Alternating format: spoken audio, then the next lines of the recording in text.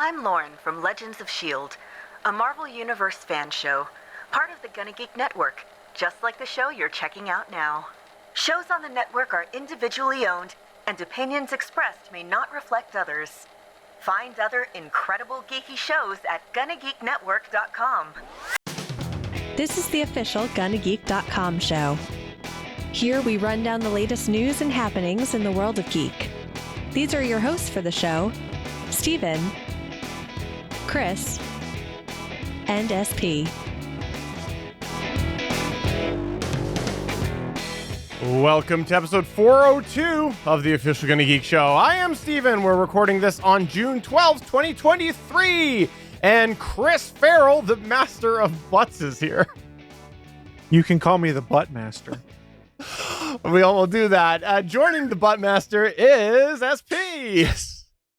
I'm not sure I feel about that introduction, but I'm here and we're going to have some fun recording tonight because that's what this show is all about. It's about the fun. It's about the tech.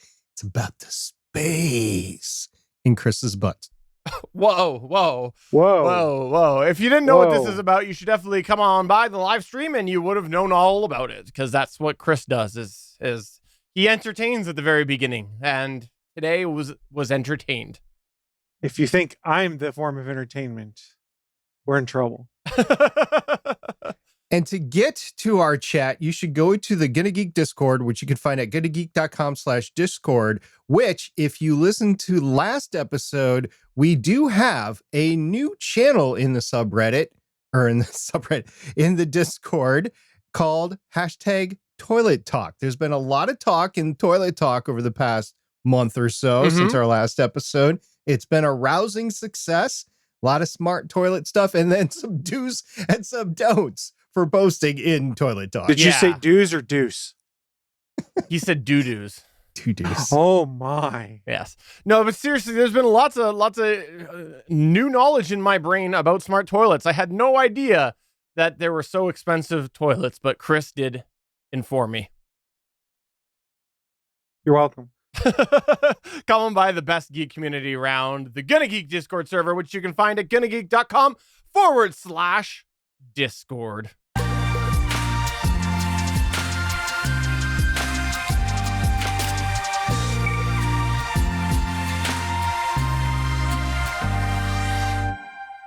All right. SP at the very beginning of the show teased us here because he started talking about subreddits, and clearly that was just trying to segue into Chris's news. Yeah, so this one's kind of a big story, and it's kind of taken up a life of its own since our last broadcast of the official GonnaGeek.com show. But you may have noticed today, if you're like me, Reddit is the place where you go to kill about 5 minutes when you're on your coffee break or something like that. Or, hey, going back to Toilet Talk, maybe you pull up the Reddit app when you're having some toilet time. I don't know. It's up to you. But you may have noticed today that if you logged into your Reddit account, some of your favorite subreddits were no longer showing up and you weren't seeing them in the main feed. Well, some folks in here, I know you guys know what's going on because we've been talking about it in the tech channel here on the GonnaGeek Discord.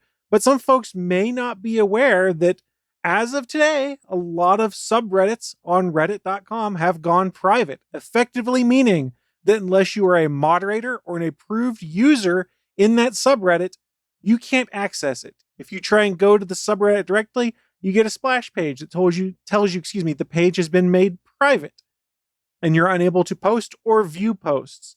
So the natural question is, well, what the heck's going on? Why is the internet having a revolt?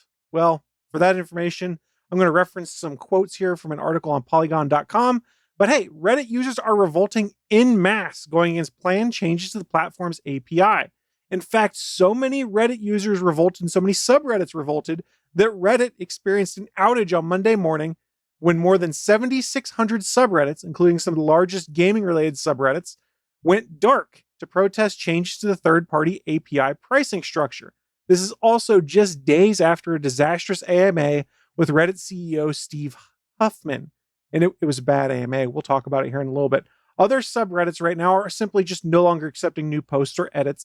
And there are other subreddits, such as ones that are different support groups that are out there that have said, hey, while we may agree with this blackout that's going on, and we'll get into the reasoning behind it here in a sec, we're not going to shut down our subreddit because, let's say, for example, the Alcoholics Anonymous subreddit or something like that. You don't want to shut that down when people rely on that as a support structure to get support from their friends on the internet. So naturally, there are some subreddits that support this protest rather, that have not shut down. So what's going on? This protest will run from June 12th to June 14th. However, some mods and communities are planning to continue protesting until they deem the issue adequately addressed. This has been brought up in the Save Third-Party Apps subreddit and the Mod Coordination subreddit. In fact, some of the most popular subreddits out there, such as rvideo, and r/music, and r/squared circle, the largest professional wrestling subreddit, have all said they're going dark indefinitely until there is some response from Reddit in regards to their pending API changes. So what has angered the internet so much here to make this happen? Well, back on April 18th, Reddit announced they would update its API, which notably included the introduction of a paid model for third-party apps. This would require premium access for third parties who require additional capabilities and higher usage limits, according to the announcement. And side note, I think it would also allow Reddit to offset the fact that they can't push ads to third-party apps as well. Last week, developers of a number of third-party apps, including the popular app called Apollo on iOS and Reddit is Fun, have said the new API pricing would then make it unaffordable for these apps to continue working on Reddit. Another popular app called Bacon Reader, also similarly affected, and many of these app creators have chimed in on Twitter and other social media sites saying this rapid change coming from Reddit is very similar to Twitter's recent move to yank API access from all third-party apps and then charge a high-priced premium rate in order for people to get it, a rate so high that most can't afford it. So what do we mean by most can't afford it? Let's hear from Christian Selig, who's the creator of Apollo, one of the most popular third-party apps on iOS for Reddit. And Canadian, from my understanding. That is true. He's also Canadian. And that will come into play later, too, which I can bring up. He announced that he'd be shutting down his app on June 30th as a result of this new API pricing. Why is that? Because with the new API pricing structure, it would cost him $20 million a year to keep the app running. He is charging subscriptions right now to his users, but that rate or that price is not sustainable with the current subscription base. And I think they said the price that he would have to change it to for his current subscribers mean that most would walk away from the app. So he's shutting things down. The Verge has reported that supposedly Apollo made 7 billion API requests last month to Reddit. So you can see why Reddit might be eager to trim down and make money off of third-party API access, whereas it's free right now because, much like other popular social media giants, they made the API access free for third-party clients to bring more people in, and now they kind of yank it away once they've got people in that environment. It got kind of worse because the Reddit admins were we're keeping track of what was going on in regards to these protests and moderator concerns and user concerns on Reddit. In fact, so much so they said, hey, we're going to have an AMA to clear things up. And that AMA was going to be attended by CEO Steve Huffman, u/Spez, you may have seen on Reddit before, and a variety of other big wigs on Reddit this last Friday. It didn't go well. So he gave his rationale for the changes, saying, hey, these third-party apps got rich building off of our backbone, and we're not making money off them. We're losing money off of them, is effectively what it came down to, and said, I'll be sticking around to answer questions along with other admins. We know answers are tough to find, so we're switching the default sort to Q&A mode. Despite this, the vast majority of the top comments on his thread are unanswered. I think they answered a total of 20 questions in this AMA, so not much of an AMA, more of putting out brush fires and putting damage control stuff out there. And Spez went hard after Apollo for Reddit. Something about them they do not like. This is multiple times he's come out hard after them. A lot of theorizing is at Worldwide Developers Conference that Apple ran last week. Apollo for Reddit was one of the apps they featured during that as being one of the best apps on iOS, stuff like that. So that drove more people there, and Reddit probably didn't care for that much. So Huffman kind of went off on Selig, the guy who developed Apollo for Reddit, saying his behavior and communications with us has been all over the place, saying one thing to us while saying something completely different externally, recording and leaking a private phone call to the point where I don't know if we could do business with him. Selig, of course, chimed in and said, please feel free to give examples where I said something differently in public versus what I said to you. I give full permission. No comment back, of course. What he's referencing there is that Sea League's in Canada. Canada's a one-party consent country. He recorded his calls with the Reddit admins that he was having as things were going on so he could have the receipts. And at one point in time, he half flippantly and as a joke said, look, you guys could just give me $5 million to go away because that's basically what I'm costing you per month or something to that effect. Which they took as a threat of saying, give me money or we'll leave. But then if you go and view the transcript and listen to the tape that was out there, the Reddit admins were corrected in the span of minutes. Yet now the CEO of Reddit is acting like Sea League was basically trying to extort him for money to go away. It's not the case. It's not the case. And this is more of this doesn't just impact the third-party apps. Specifically, moderators are concerned because a lot of moderator tools are built off of this API access. If you moderate on Reddit, there's the moderator's toolkit, which while it doesn't use this API, is another thing that a lot of folks are going, well, Reddit's going to yank this out from under us. And why would Reddit want to do that? Side note, they have moderators that moderate for free that then make them money.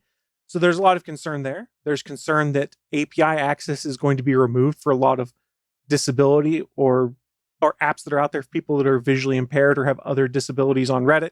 Reddit has chimed in and said they intend to keep those things free under the new API as well, but nobody really trusts them at this point in time.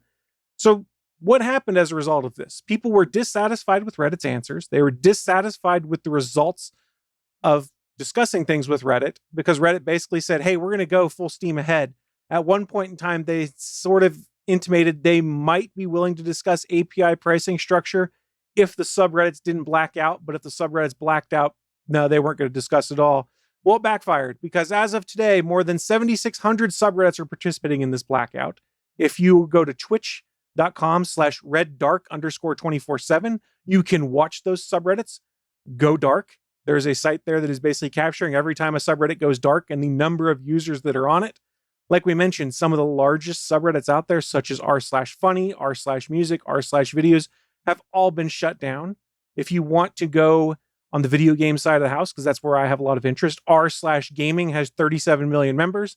They went dark. r/Zelda, r/PS5, Nintendo, No Man's Sky, Warhammer, Fallout, WoW, they have all gone dark as well. Some of these sites, and I don't know about some of these ones I quoted specifically, have said they're going to stay dark indefinitely. I know, for instance, like r/videos said that, r/squared circles said that. So we're going to get to another point here where there's kind of a standoff between Reddit and their moderators that moderate for free and don't get paid that make Reddit money, where Reddit's going to say, hey, we want this traffic back. Make your subreddits public. And when those moderators say no, the real question is Reddit going to exercise their admin authority to basically strip those moderators of their access, to strip those subreddit owners of their access, and force those subreddits back into the public light? I would argue if they do, it's a PR black eye. Granted, it's a small-ish segment of the internet that's mad about it, but this would be Reddit throwing fuel on the fire, which brings more attention to the unrest on users on Reddit. And it's just going to be a crap show is what it sounds like. And for full disclosure, I moderate a few subreddits on Reddit. 2 out of the 3 of my subreddits I moderate are dark today. The other will be going dark tomorrow because there are other events going on. We are not staying dark indefinitely. It is only during this protest period, but I would not be shocked if another kind of protest pops up if there is no response from Reddit, especially as we get closer to that deadline when the API access changes. This is a crap show, guys. It's incredibly entertaining to look at. It's incredibly entertaining to see Reddit kind of shoot themselves in the foot because they're just not even listening to their users right now. I mean, the play to me seems like what they're trying to do is we don't make money off third-party apps. We want to make all the money. So if we force you into the official Reddit app and reddit.com, we can serve you ads. We can better control things. But the problem is there's no parity between reddit.com and the mobile apps for things like moderator tools and disability access and things like that. It's all lacking. And Reddit is making promises. Oh, we'll have this fixed. We'll have this ready to go. We're rushing development. They've said that before, and those tools have never been folded properly in or fully in to the Reddit app. So it's a fascinating watch. Do I think anything's going to come of it in the end? Probably not. Do I think it makes some people feel better that they're fighting the power? Yes. Yeah, I think this whole thing is headed. It's very blind, basically, to the way Reddit has been run, and that's the crappy part about it, is that a lot of the people who have, poured their blood, sweat, and tears into volunteering their time are either affected by this in the way that, you know, it's now dark, or they're not affected by the fact that they're just kind of turning a blind eye to it, not realizing that all these changes with Reddit are very counter to the idea of basically a community run beast. And that's what it is. Like, yeah, I know you mentioned Reddit admins, and I know in our chat we got people saying that, you know, the admins will probably go and take some of the subreddits to strip the mods and get it back going again and whatnot. Sorry, real quick. The mods are fully aware of that. If you go to the mod coordination, the mod coord subreddit, which has not gone black, there's been people in there talking about the fact that, hey, we know if this extends for a certain period of time, Reddit's just going to take the subreddits away. But I guess my point is that this is not Facebook. This is not Twitter. This is not a social media platform that has been long-standing moderated by paid employees. This is a different beast that has banked on volunteers.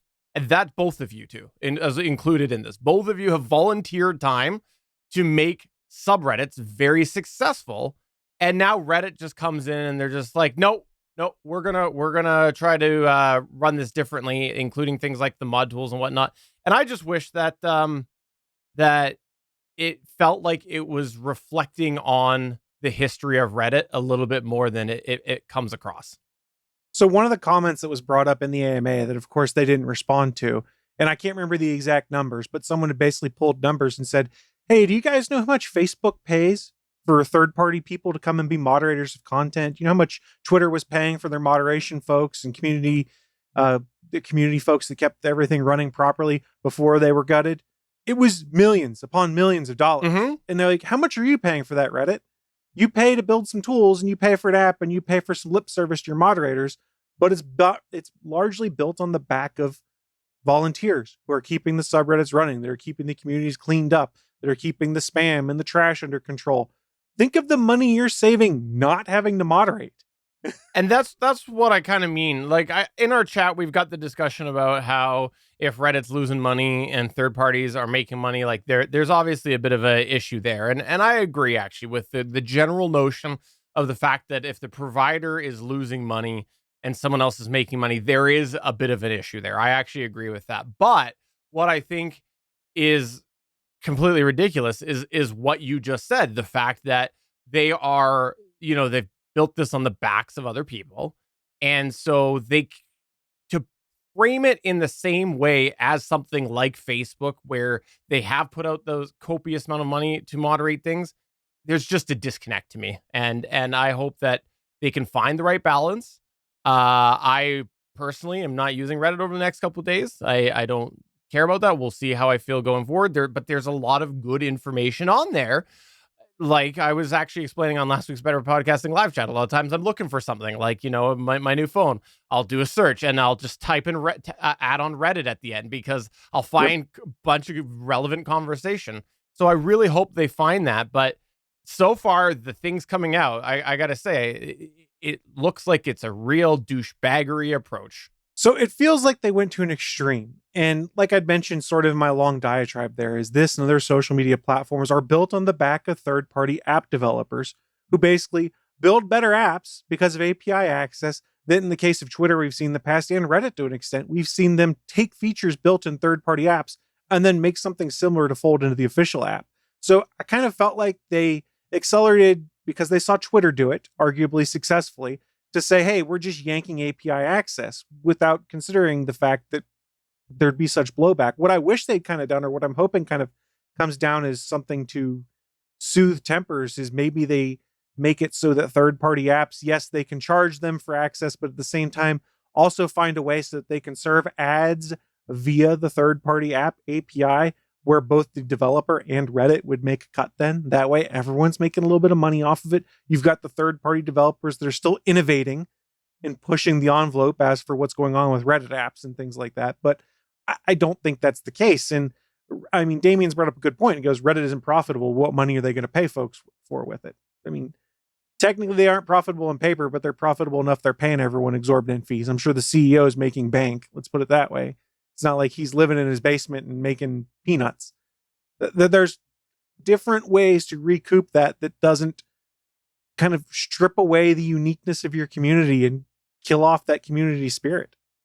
I'll say this right now before I turn it over to SP. Based off what I see, I actually, unless something changes, I hope Reddit fails and goes away. I'll say that right now.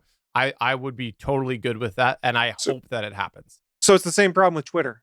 Mm-hmm. What's the viable replacement? Exactly. Until there's a viable replacement, the inertia they've built up with these platforms keeps them going. Agreed. And like Twitter, I hope that fails too. But and we've seen a bunch of diminished posts over there. So I hope Reddit's the same way. I would love it if there was better or other alternatives that start to come up, because that's kind of how Reddit came to be anyways. But SP, go ahead.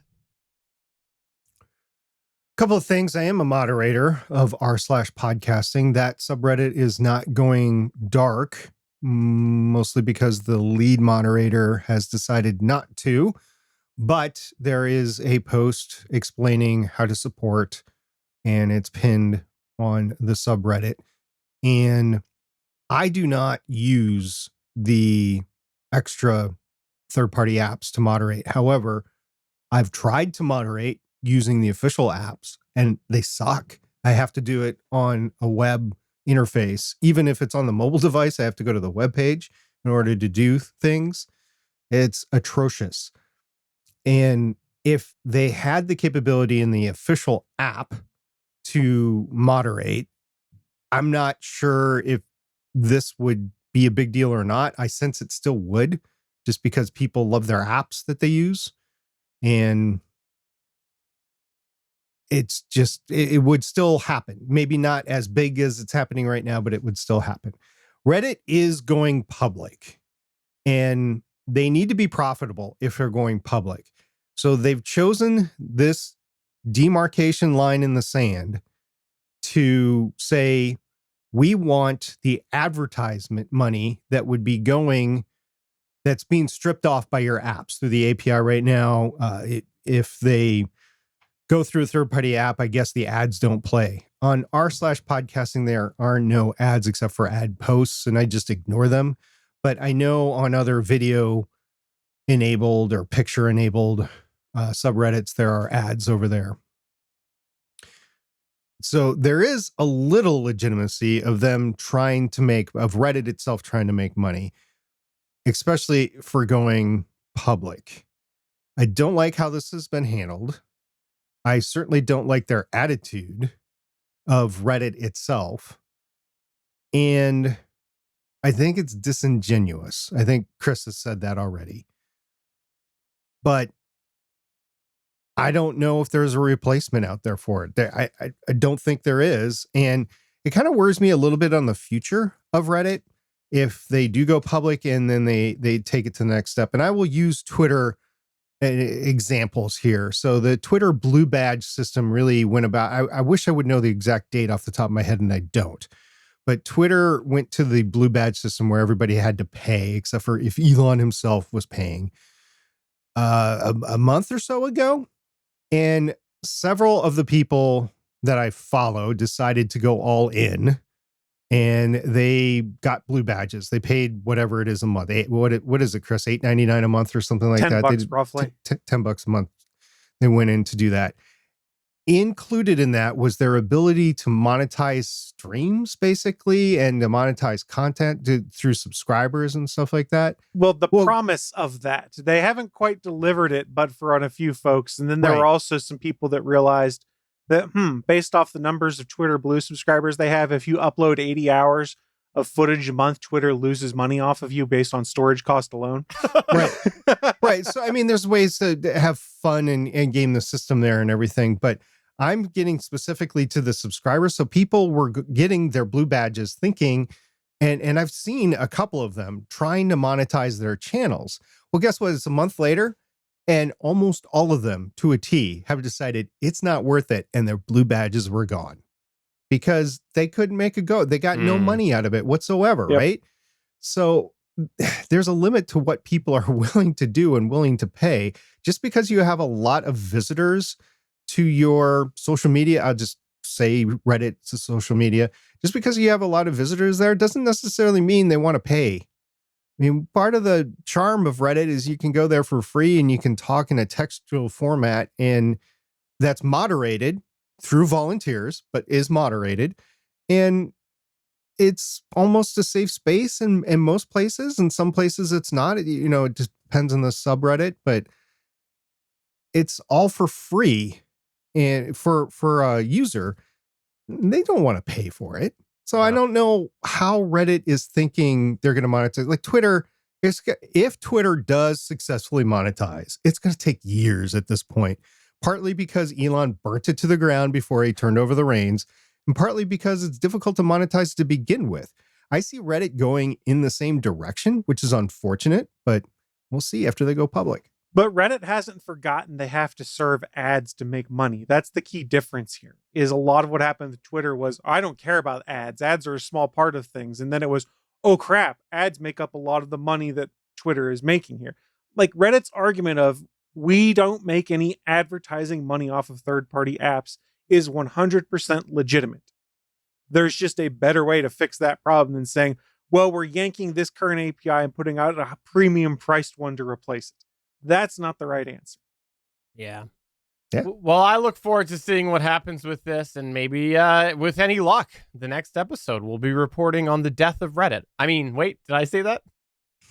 I mean, we say that facetiously, but Ken brought it up in the chat about the Dig to Reddit migration, and it's probably the years ago that's making it seem so quick to me, but it seemed like within a month of the Dig 2.0 or 3.0 rollout, I can't remember what it was, like Dig was basically dead and everyone went to Reddit because people hated it so much.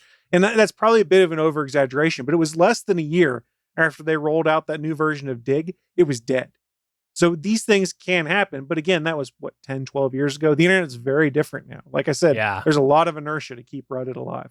So what you're saying is Dig dug its own grave. Ha ha! Dig dug indeed. Wow, that was hard. Wow.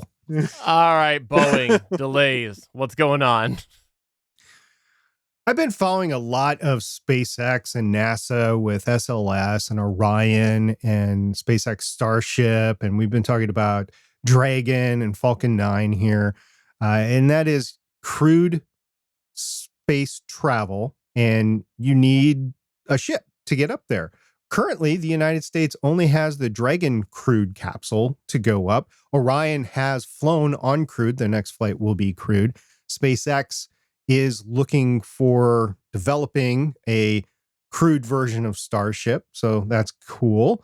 And I do believe Blue Origin is also looking at a crewed capsule at some point in time. But right now, they're just looking at the lander. We talked about that last time.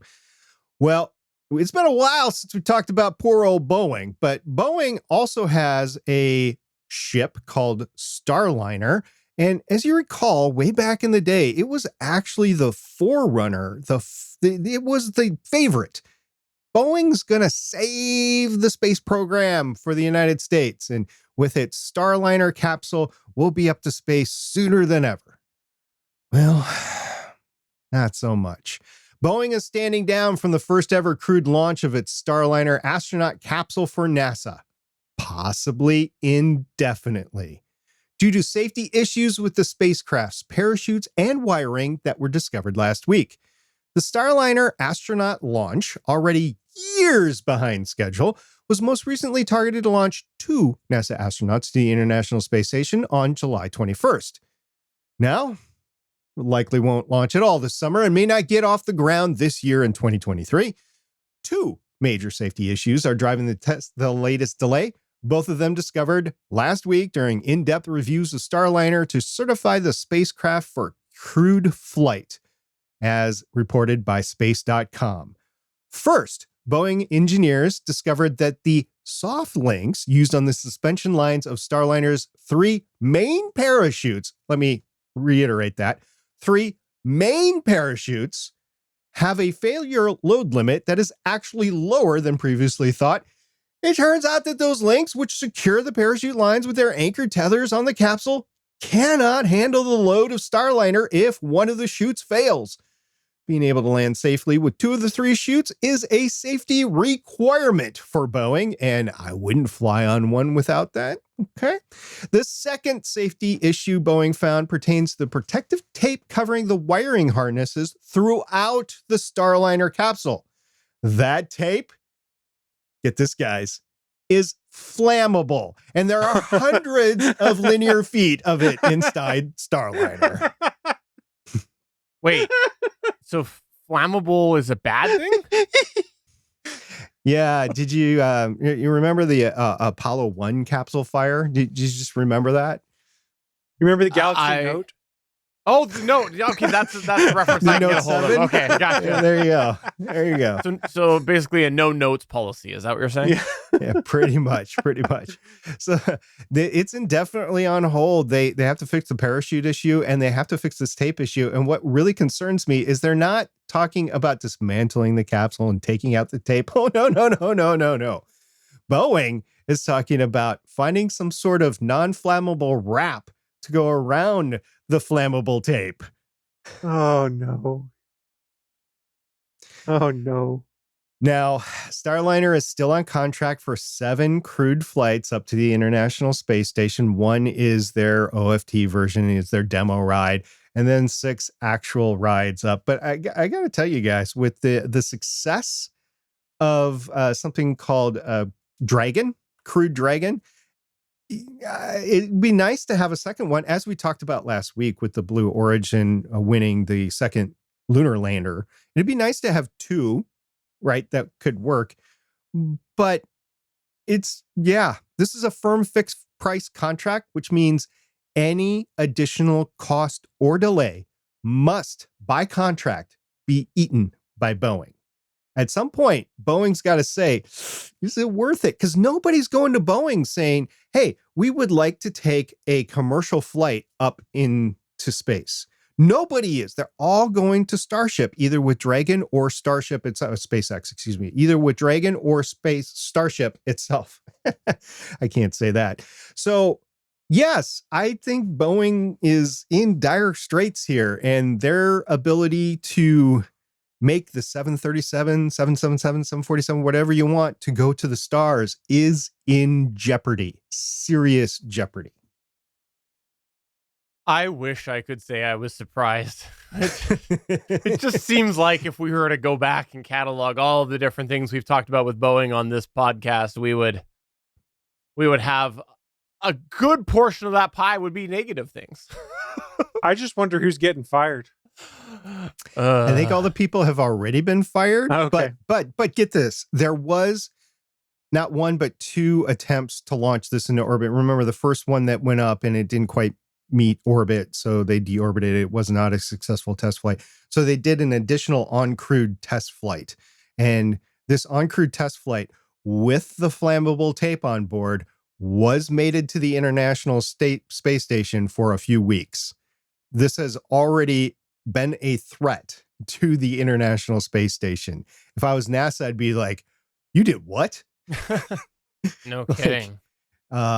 You're fined, your contract is nullified, and don't come to us anymore. If I was NASA, I'd be seriously considering my crewed relationship with Boeing right now. Well, this is it really gives pause. The idea that, what did you say, hundreds or is it thousands of feet? Hundreds of linear feet. Hundreds of linear feet. How is that overlooked? That seems like something that should be really obvious. You'd think. Hey, can this thing burn? I don't know. Let's put a lighter to it. Let's find out. I mean, before you put it in there, maybe, just maybe, just because you get it from China and says non-flammable doesn't necessarily mean it can't burn. Look, speed kills. When you're rushing to get things done, you don't think about all of the unintended side effects. Yeah. Rushing to get things done. You know, Steven's absolutely right. He has been doubting Boeing every single time that we've talked about it. He really has. And I'm not going to say it's unjustified, because it has. Remember, they had the nozzle issue with the reaction control system rockets. They had the fact that the thing didn't make orbit. They've had their issues. And this is just another string. It's grounded indefinitely indefinitely. Wow, that's some strong language. I mean, okay, so that language also pertained to the Branson company, and it also pertained to Blue Origin when they blew up their rocket last year, I think it was. But with both those cases, they're now back in flight, right? The Branson's company went up. We didn't talk about it, but when it went up again a few weeks ago, and Blue Origin is now cleared to return to flight because they went through the process and they're ready to go now. I trust both of those. I do not trust Boeing. Like, if I'm NASA, I'd be like, all right, well, we're going to come and we're going to inspect the shit out of this before we put one of our astronauts on board. Sounds like we're going back to some unmanned flights for a bit now. Maybe. In the chat, Kent does say, sounds like the wrong product was ordered, then applied, or a salesperson sold them on this, quote, great tape, end quote. I could see either of these things happening, especially where someone's just like, oh, I'm ordering this product. Oh, but I could save myself 30 cents if I do this one. I mean, there's legit argument that there's a bean counter somewhere that may have been problematic here, which went, well, you guys wanted to spend this and it's going to cost X. This costs X minus 20%. Why don't we go with this second alternative? And it's, well, we haven't looked into it as much, but 20%, and we're in a firm fixed contract. So 20% is a big deal. Wouldn't surprise me. All right, so SP, here's your mission for the next podcast, is to find out what tape they use so that I can wrap myself in it. Well, you can be a mummy and have the kids light a match around you. You know, it'll make for a good show, I think. I think you should play with bottle rockets when he does it. Just have the kids light, stick them in the tape and light them off. All right, well, moving on to the next news point. WWDC was this past week. Chris actually mentioned it earlier this week, and earlier this episode, I should say. And there was a lot of things that were discussed on there, but the big one more thing was the fact that Apple announced their VR thing. And it's more than VR, though. It's called the Apple Vision Pro, and it looks like very bulky ski goggles with a bunch of random electronics strapped onto it. And the idea is that it's VR and augmented reality and a whole bunch of things all together. And if you're interested in this, you'll be able to buy it for the low price of $3,499. Almost the same thing. It's okay. It's Canadian. American, actually. So that's, they actually announced the price that will be, which is interesting because they announced it way ahead of when the actual product is going to come out, but they said it will be $3,499 American. So lots of high price, and it's a price that some people will pay. I think, in all fairness, it's something that, there are people who they have a disposable income and they're willing to do it. There's a lot of people that won't do it, though, because of how priced it is. Well, you are in luck if you're thinking that's too much. Because according to Bloomberg's Mark Gurman in the latest Power On newsletter, apparently Apple is, quote, already working on a cheaper model to get the new product category onto the faces of more people, end quote. I don't know. Are they working on the Chapa Chucken? I don't know. If you're not a Father of the Bride fan, you don't know what I'm talking about. I didn't, but I gave you the sympathy laugh. So I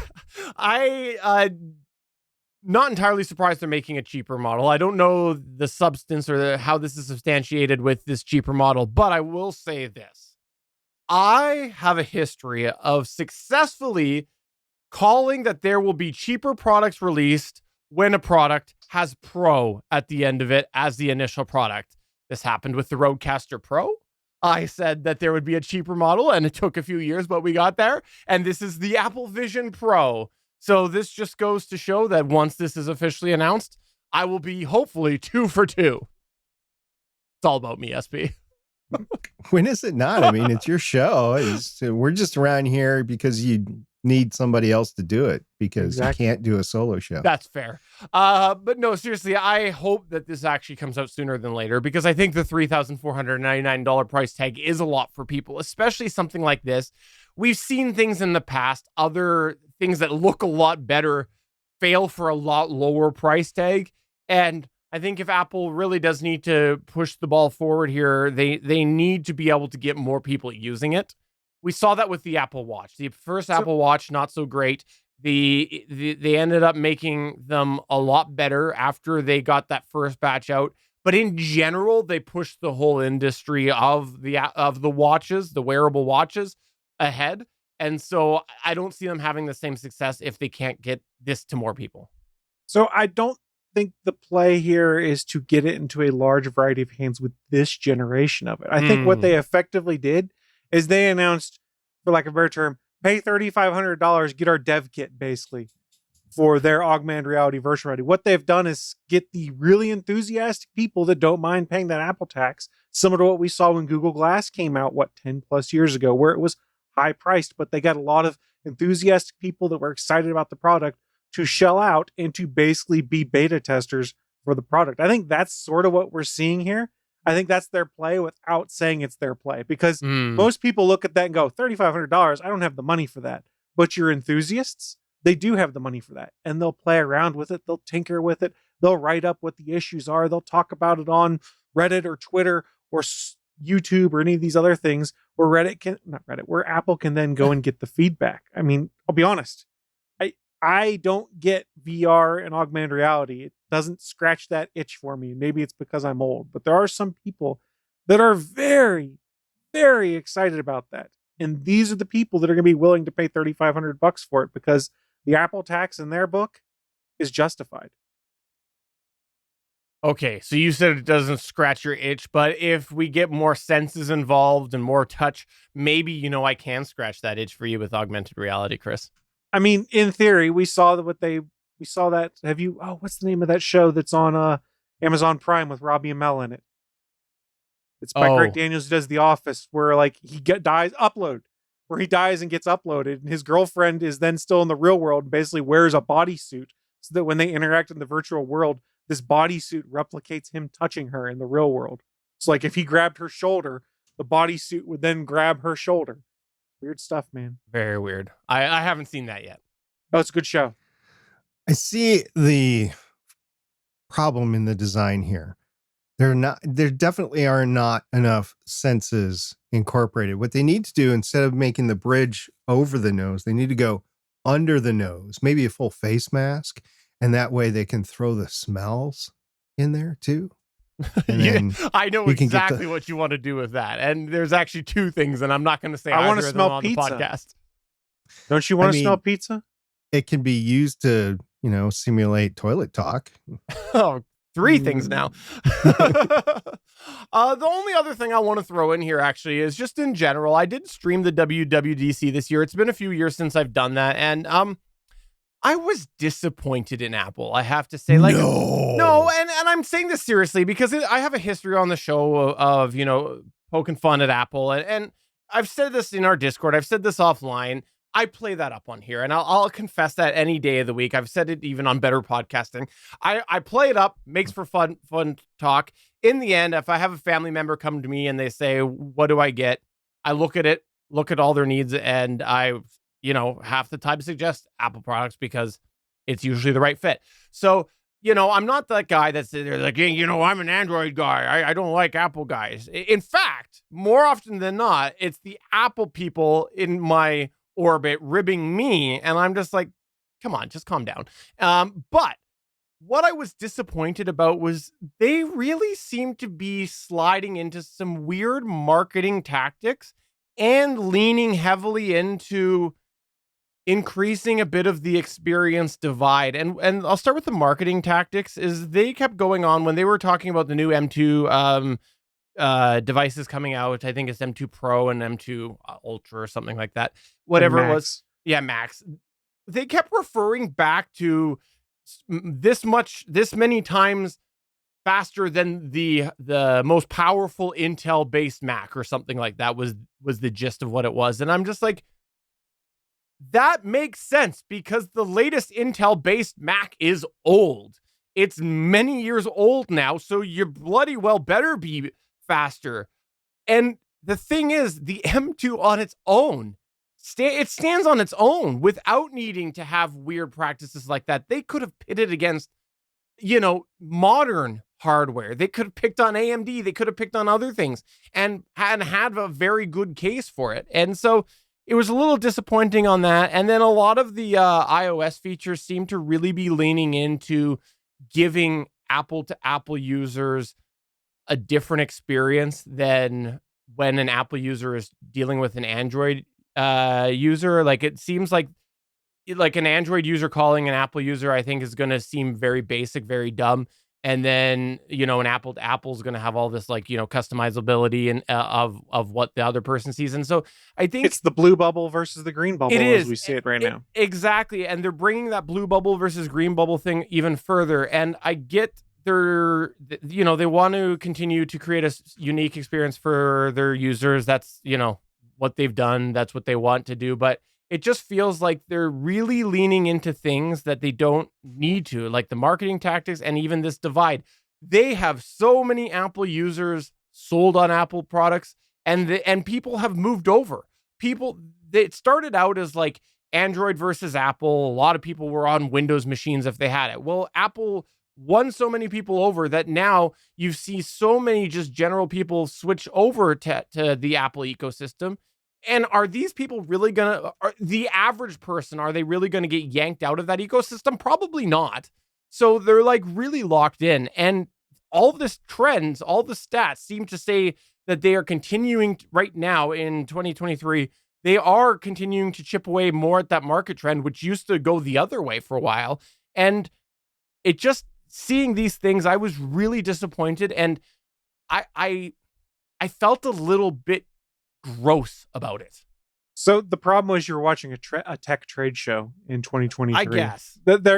We're past those days where they're like, oh my God, this is going to be so cool. Everything leaks ahead of time. You don't get that one more thing that Steve Jobs was notorious for because it all leaks. And then it all just turns into branding speak. And like you mentioned, those useless comparisons where they start talking about X times faster than the Intel processor. Who cares? Just show me the results. Show me the spec sheet on its own. Show me how it works. That's just the nature of tech shows and trade shows nowadays, is that they're not really geared towards us, the traditional consumer. And honestly, when I want to go learn more about these devices, I'm not watching the WWC stream. I'm not watching the Google I.O. stream. I'm pulling up YouTube and I'm going to LTT or MKBHD or Joshua Vergara's YouTube channel or Mr. Mobile, because they all have better coverage that is then better translated to things that are going to interest me as the consumer. And they have a way of understanding the tech speak that is just done for marketing and translating that to what it means in the real world. They're more experienced. They're more well-versed with it. And I mean, honestly, let's be honest, these tech trade shows and stuff like that know how this works. That's why all those folks are invited to them. It's the symbiotic relationship.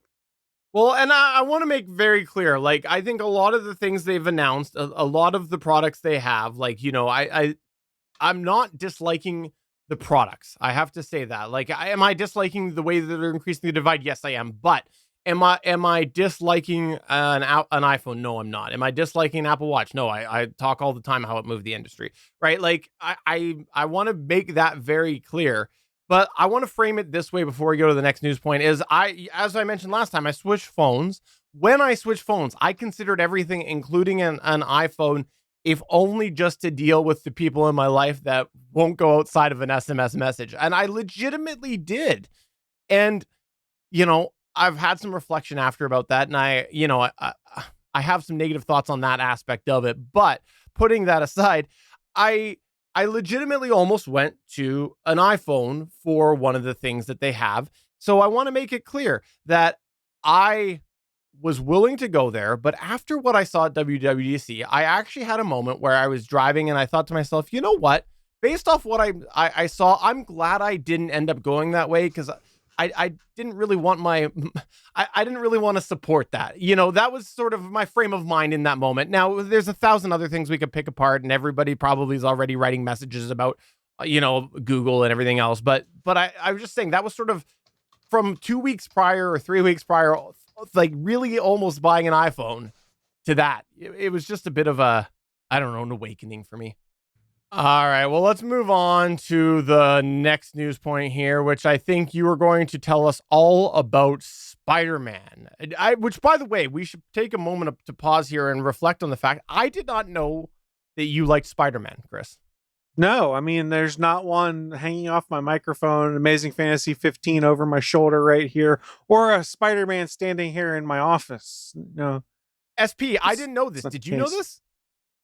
I had no idea. No. I thought he was more of a Hulk guy. I know. We learn something new every day, Chris. So my news story is actually pretty short because I knew I'd go long on my first story. But Spider-Man Across the Spider-Verse is out right now. I finally got to see it this weekend. It's a really fantastic movie. The animation is incredible in it. The story is well told. And I can't wait to see part 2, which is Spider-Man Beyond the Spider-Verse.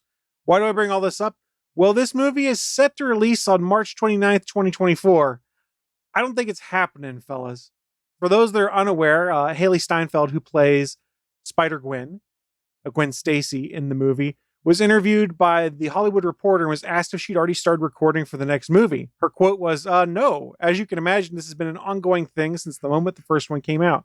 There's been so much focus and everyone's blood, sweat, and tears has been into making this one the most incredible and best version of itself that it can be. So we're slated to come out 9 months from now. One of the lead characters hasn't recorded any audio for it yet, so I assume others are in the same boat. And oh yeah, for Across the Spider-Verse, the one that just came out, she spent 4 years recording dialogue for it. I don't think we're getting this in 9 months. I am happy to wait for it to come out because the first 2 movies have been really good.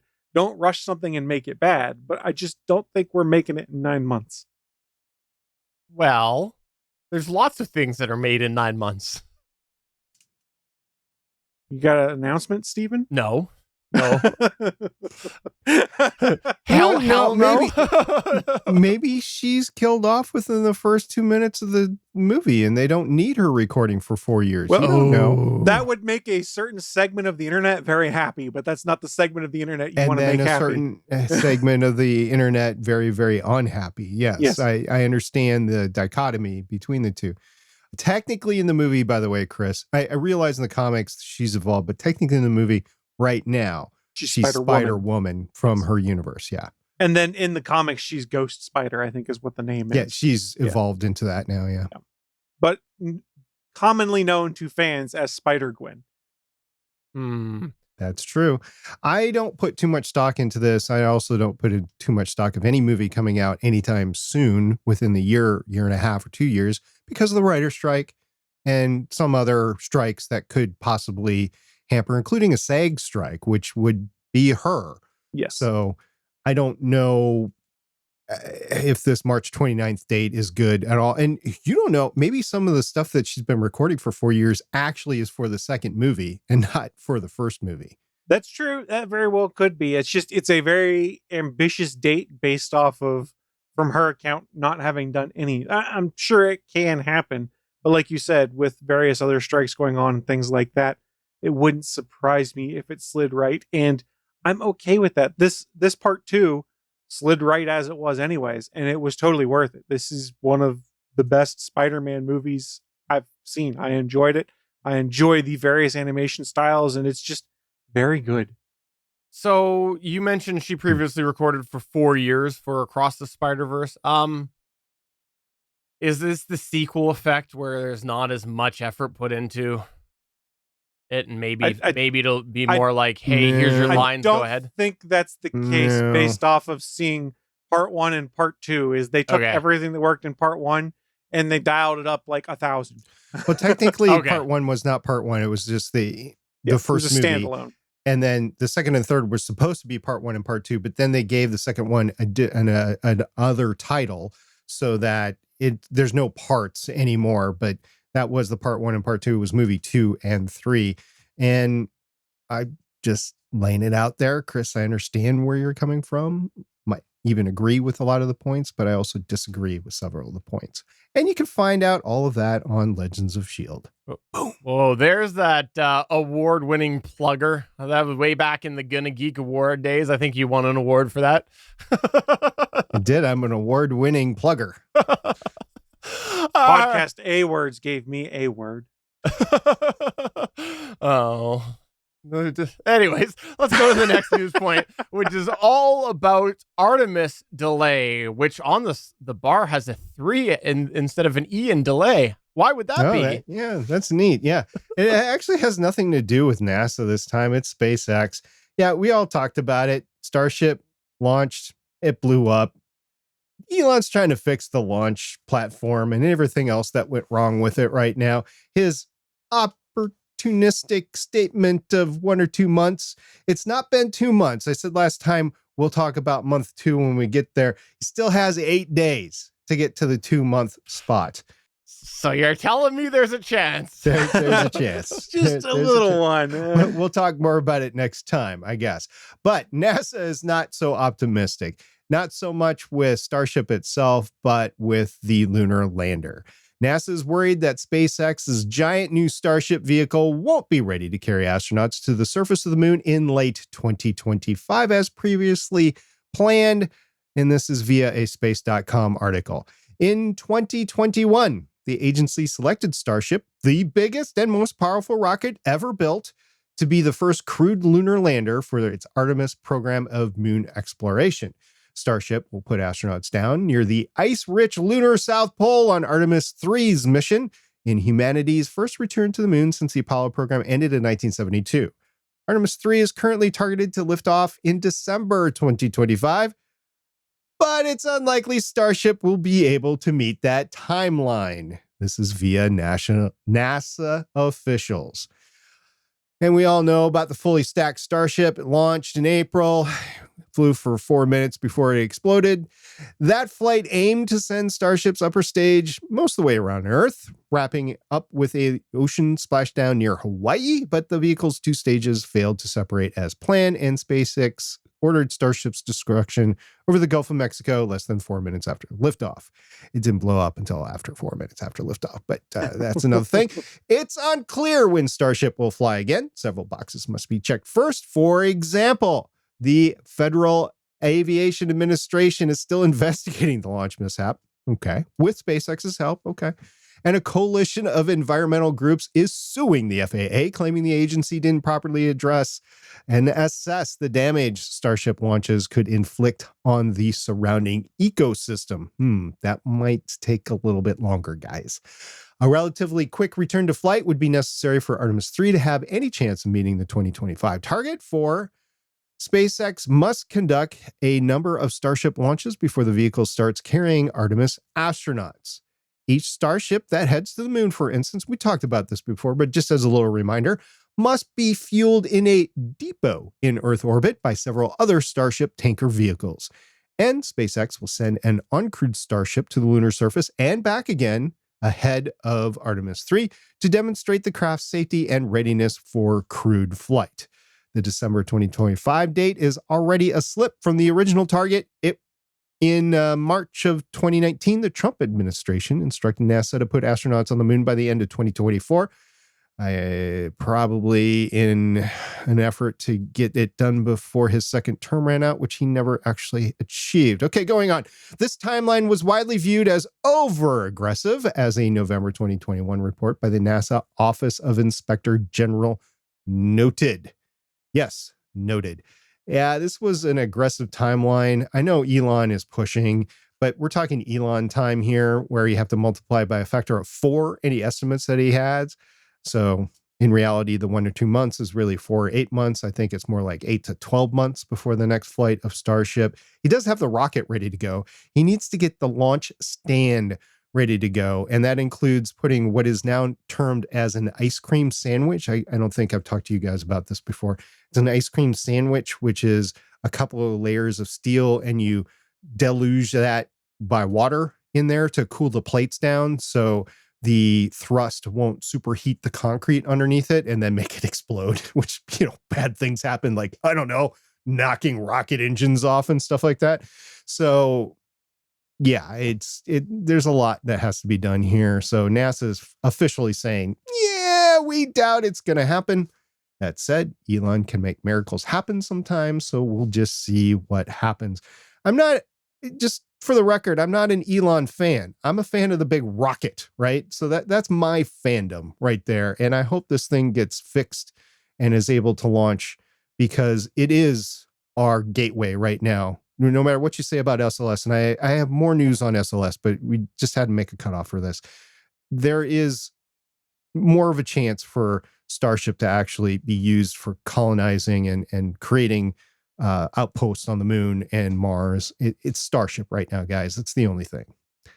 And I don't know how Steven did this, but he grabbed an ice cream sandwich and he's actually eating it on the screen right now. This is a cardinal sin, eating while podcasting, but I'm going to allow it. It's amazing.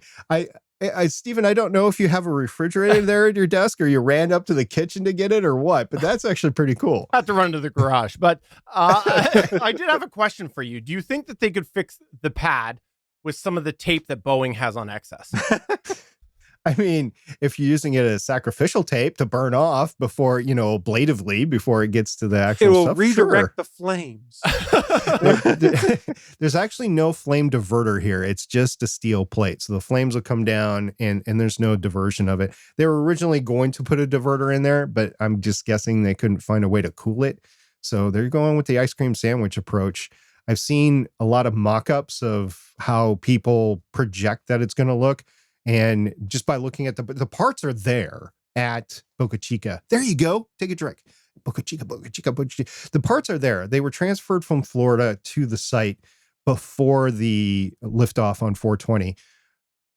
It wasn't installed. And I think Elon was like, hey, we can install it right after this flight. Yeah, you got it. I'm looking at a picture of the launch site right now. There is a heck of a lot of rebar that's just out around the fire ring right now. And I'm like, oh my gosh, they are really, really going to beef this thing up. That's a heck of a lot of rebar. There's a lot of concrete that's going to go into this thing. Well, thanks for updating us on that. And when I edit this podcast, I look forward to actually hearing what the ice cream sandwich is about. I was too busy running to grab one. Well, it's exactly that. They're making a big ice cream sandwich and basically going to have like a toasted s'more kind of ice cream treat. Pretty much, yeah. There you with go. a little rocket fuel flavor. Last thing that I wanted to just mention, and by the way, I totally have a lactose issue, so this isn't going to go very well, but it's worth the joke. That's commitment to the bit right there. Oh my gosh. In about 1 hour, Steven's going to be doing some toilet talk. Toilet talk. When Steven's on the toilet 3 hours from now, will it be worth it then? Let us know. The question. At GonnaGeek.com/Discord at the Toilet Talk channel. Last thing that we're going to talk about, I wanted to throw this in here because it's actually got a backstory between Chris and I. Google Photos apparently is working to create a new feature, which is an old feature, but is now available to other people. What it is Google Photos has this cinematic photos feature, and the way it works is if you have a photo that's in there, sometimes there are photos that are selected by Google to be made into a cinematic photo. And how it works is it does a little bit of a special effect on the background. It basically removes the subject in the background, and then it kind of layers them in together. So it essentially a little bit of a movie, but the background kind of moves, and it does a little bit of perspective shift. So it almost looks like the photo is almost like panning a little bit. It's hard to describe, but it's essentially just, making an optical illusion out of the photo that you've taken. And up until now, this feature that was available was basically just generated by Google with certain photos, and you had no idea how. And if it came up and you didn't save that photo, then it was gone. And how do I know this? Because a couple months ago, I got talking with Chris Farrell about this because I had it all of a sudden show up on one of my photos. It was a photo of my son, and all of a sudden this came up and said, you had a new cinematic photo. And I was like, what? I've never seen this before. And then I suddenly saw a couple other ones start to show up. And when I didn't save them, then they were gone. Well, apparently, this is something that was announced or discussed, I should say, on the unofficial Google Photos Telegram group. And some users are now seeing the ability to create this on demand. And I bring this up for two reasons. Number one, because I think it is a cool little thing and can kind of be fun depending on the photo that you take.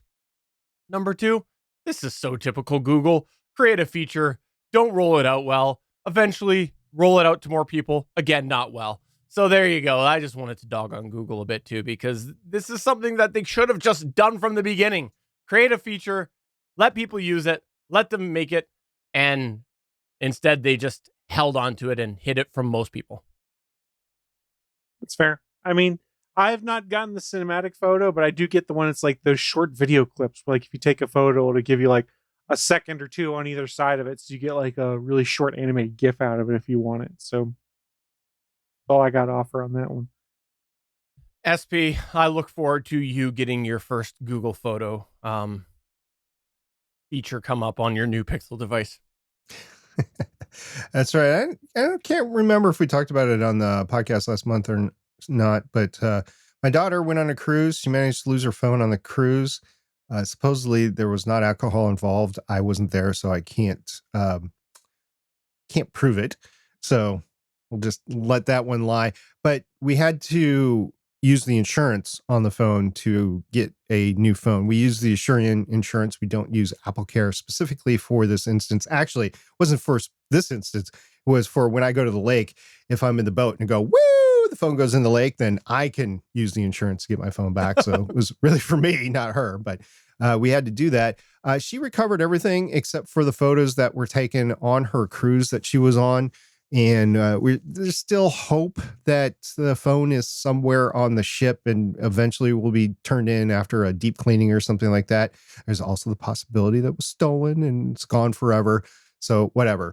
But she did get the new phone and it is working fine for her. I have not asked her if she has anything to do with cinematic photo or not, but she's one of, the TikTokers or the Instagrammers that take beautiful photos. So, yeah, we'll see how that works out for her there. But yeah, that was a big phone saga. Well, we look forward to hearing about the next phone saga because it seems like there's always one between the three of us. Some form of phone saga is going to come up. Before we go, I wanted to point out that Chris and I realized that last time I broke up with him because we're no longer Pixel buddies. Nope. But by the way, the song was Pixel 2. It wasn't the Pixel 6 or whatever. Okay, we had a whole discussion on this in the past. TOO. We decided that it was meant as TOO because otherwise, it was tied to the number 2. I said that it was number 2. Chris Farrell said otherwise. And I think that to spite me, you agreed with Chris, SP, because that's typically what happens. And rightfully so. I might have. No. But we realized there is still a chance to be Pixel Buddies because, I accidentally washed my Pixel Buds a while ago, my Pixel Buds A. So I need to get a new pair of earbuds because the only real ones I've got right now are the Echo Buds. I'm not wild about them, if I'm being honest. So if I get more Pixel Buds, then we're still Pixel Buddies. So there's still hope. There's Pixel still hope. Buds. A new hope. There is a new hope. But that's going to go ahead and take us to the end of episode 402. Before we go, SP, you had something you wanted to say, right? I did. It's just a quick hit from last time we talked about Disney Plus and everything leaving their library. Well, guess what? If you are a Marvel Cinematic Universe fan, your first show has now left the Disney Plus streaming service. Runaways is no longer available on Hulu or Disney Plus. Never saw it. Well, maybe that's because you ran away from it. I see what you did. I thought you were going to tell me it was Inhumans. I'm so glad that's still there. So it does bring up the broader questions of Agent Carter, Inhumans, and Agents of S.H.I.E.L.D. Because they're not necessarily canon. And Quake, Chloe Bennett has never been contacted by Marvel for reprising her role. That seems to be the linchpin for the fandom. Oh. Well, apparently I can still buy Runaways on Apple TV, Google Play, or the Microsoft Store. So it's okay. You can buy Westworld on numerous sites too, but you can't watch it on Max. Well, what's Max?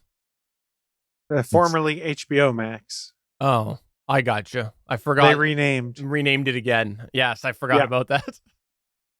If you're not checking out this show, check out all the other awesome shows on the GonnaGeek Network, including All Things Good Nerdy, which has Chris Farrell, as well as Legends of S.H.I.E.L.D., which has SP. And you can also find me on the Toilet Talk podcast coming soon. Not actually happening. No. No, it's got to happen now. Don't tease me with a good time. You got the podcast hosting. You can throw it up there. For episode number 402 of the official GonnaGeek Show. I'm Stephen John Drew saying I can already feel this making me ill. I'm SP saying we'll see everybody next month. Hopefully Elon will be right. I'm Chris Farrell, and I literally just subscribed to Toilet Talk with Stephen John Drew. Oh, all right. I'll be on the Toilet Talk soon. Bye.